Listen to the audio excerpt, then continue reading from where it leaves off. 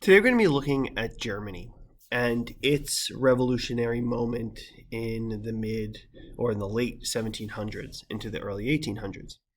Germany was and is a really unique example of sort of two worlds colliding. One of an intellectual background and intellectual vanguard that is going to set up a situation that's going to question the existing systems, but it's also because of a less open economic opportunity. It's going to be in a little bit different of a situation. So what we're going to see here is not quite the same revolutionary moment that occurs in France or in the Helvetic Republic or even in Italy. It's going to be its own unique situation. But nonetheless, it's also going to, it's also going to show us sort of what comes down the line, right? And by the end of this video, we will be looking at what does this portend for Germany in the later 1800s. So let's dive in to Germany. So Germany is a very different situation than what you would have seen in France or in even Britain at this period, right? So if we look at Germany is divided just like Italy and Switzerland at the same time. There's a lot more of them than there is in places like Switzerland specifically, right? Switzerland only had 13 different cantons. In Italy, you have, the different republics and principalities that do ultimately become significant. 6 of them, 7 of them. But in Germany, you have really just hundreds of them, particularly in the western portion along the Rhine River. Now, within Germany, right, there is not necessarily the same draw, to conservatism that the British had, right? And the British, we'll talk more about the British next week, but the British have their own issues in terms of their connection to tradition and the past as well. And along with that, Germany also has this sort of favor of their historic institutions.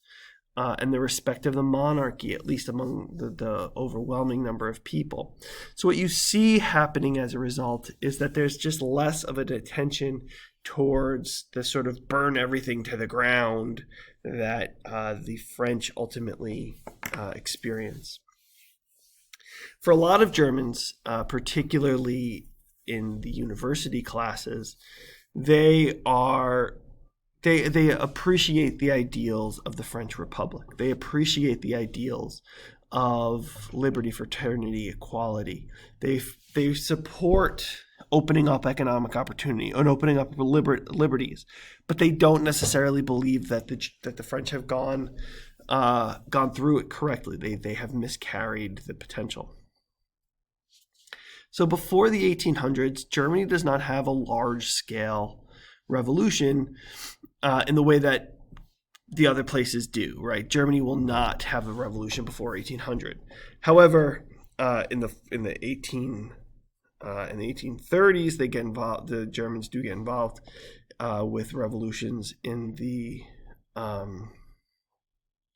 former Holy Roman Empire, and then there are certainly issues that arise in those dissolutions.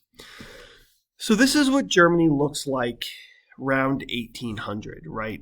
There's Prussia up here in the northeast, in what is sort of today Poland, and over here is Poland, and then this is Germany today, right?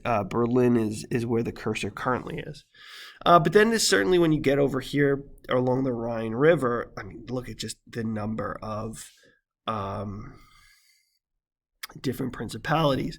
And the book had, Palmer has the great line of microscopically pulverized, and it's on a future slide, but it is just a great way to think about this. And then, portions of Germany.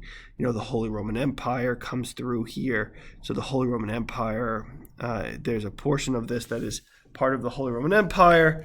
So it is, again, just a really interesting territory with so many different allegiances and so many different connections. And they all have sort of their own different rules, their own different political connections, cultural connections. Some are archbishoprics run by the Pope, but run by bishops or cardinals. Some are free states that don't have any allegiance to anybody. It's a very interesting mix. So the small principalities in a lot of cases are absolutist, right? They are territories that are controlled by an absolutist monarch. Now, within Germany, because of tariffs, because of closed borders, the economic opportunities that exist in a place like France or even England are non-existent in Germany. And again, that would also be part of the disunited connections of Germany. So within Germany, the middle class is not run by sort of an economic middle class. It's more of an economic class of the mind. So you have bureaucrats and civil servants, people who work within the German administration that are going to be important. And you also have the writers and the university professors, people who will have read their Enlightenment ideals, their John Locke, their Rousseau, their Voltaire, and will be very capable of criticizing the sort of, again, absolutist nature. And many of them can articulate the ideas of the French Revolution very nicely. So this is a revolution of the mind. Within many of these new cities and new towns, or not new cities, these cities, there are new universities, and they are attracting people from all over Europe, particularly people from the East.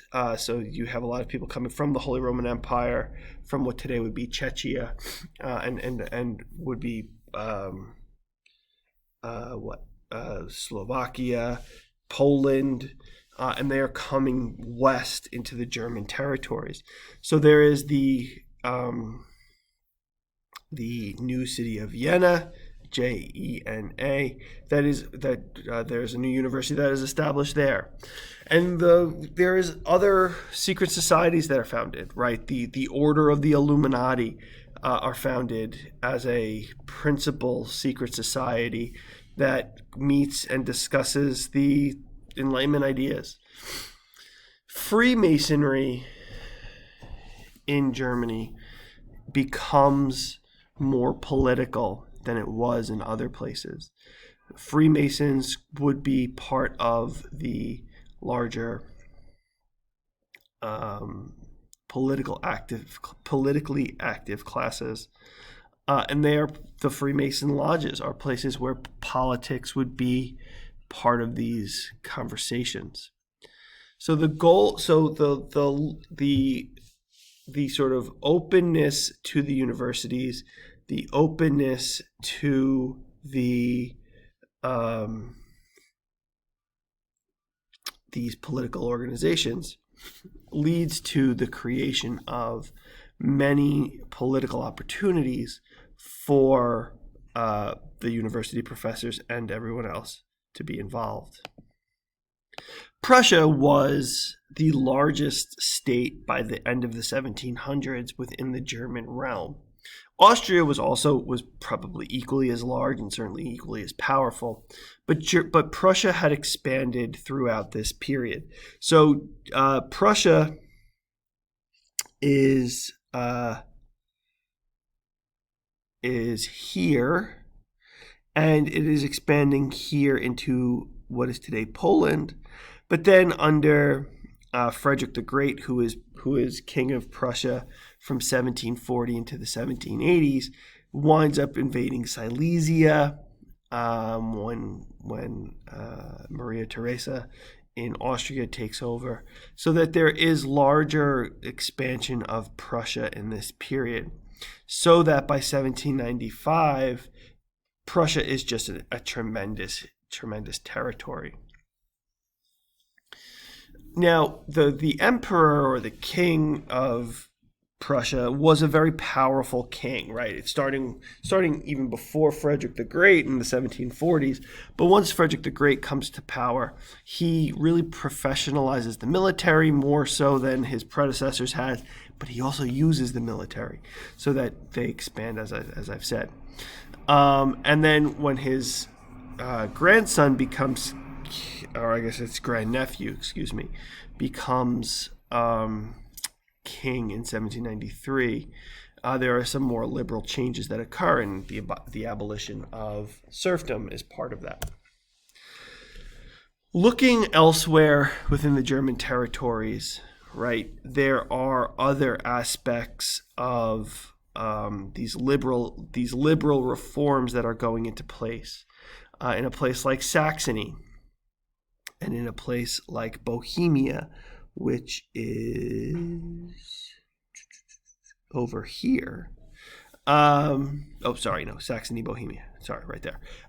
There is more support for the French Revolution in terms of publications, right? So one of the things that does occur is that as the French Rebellion is occurring, the French Revolution is occurring, newspapers are supporting the actions of are supporting the actions of the French, and they are vocal about it. And part of it is in Bohemia, there are religious groups that are actively supporting the revolution, trying to encourage, they're mostly Protestant religious groups, but they're there trying to encourage the expansion of, or the abolition of the Roman Catholic Church's, authority. But now also, the other part to notice here is that Saxony and Bohemia are quite far from France, right? So they don't have sort of the immediate threat. However, when you look at some place like what they're calling the left bank of the Rhine, which is sort of this area here between the Rhine River and the northeastern border of France, as I said, this is the phrase microscopically pulverized, right? This is 150 different pieces of territory that have different types of German allegiance, whether that's to Germany proper, whether that's to Austria, or whether it's to the Holy Roman Empire. And in these territories, you have a lot of different political actors, right? So in Koblenz and Bonn, there are major conservative guilds that are going to be dominating a lot of the conversation, whereas in other parts there's going to be support for the French Revolution. And again, it really depends on where you look at this point. But there is a lot of overwhelming support, and a lot of that again is coming from within the educated and academic classes.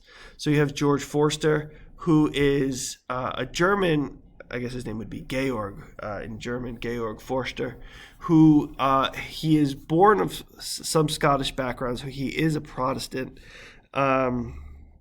He's working at the university in Mainz as a librarian, so he's well read again in all of those philosophical and Enlightenment ideas.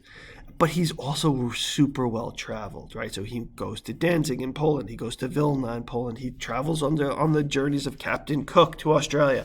He has traveled, and he has seen a lot of different types of governments, and he brings those ideas back with him into Germany when he settles down at a relatively young age, right? By his early 40s, he has settled down at this librarianship, but he has been around the world at that point. The Caesarean Republic is one such republic that is attempted to be established as a sister republic, and again has a lot of support within the people of Germany. Finally, the last piece that we do want to point out here is that there is a huge counter-revolutionary push within Germany. There's support for the French. There's support among the Germans, but there's also major anti-revolutionary tilt.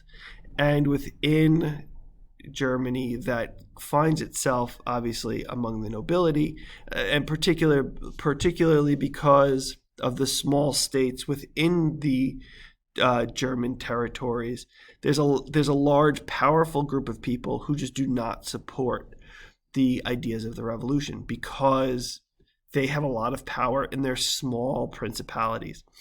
And as we move into the 1800s, the issue is still going to remain that we have in Germany these really small independent territories, these free states, and these small political territories. But the universities are going to keep growing, and they're going to continue to have a lot of power and a lot of influence. And what's ultimately going to occur is those universities by 1848 are going to be pushing for greater independence from the conservative institutions. And by 1848, you're going to have institutions within those universities that are going to be calling for a constitution. And it's the universities, it's the secret societies that are going to be playing larger and really outsized roles within the push for a constitution, and ultimately limiting the power of the Prussian monarchy. 40 years from where we're talking today.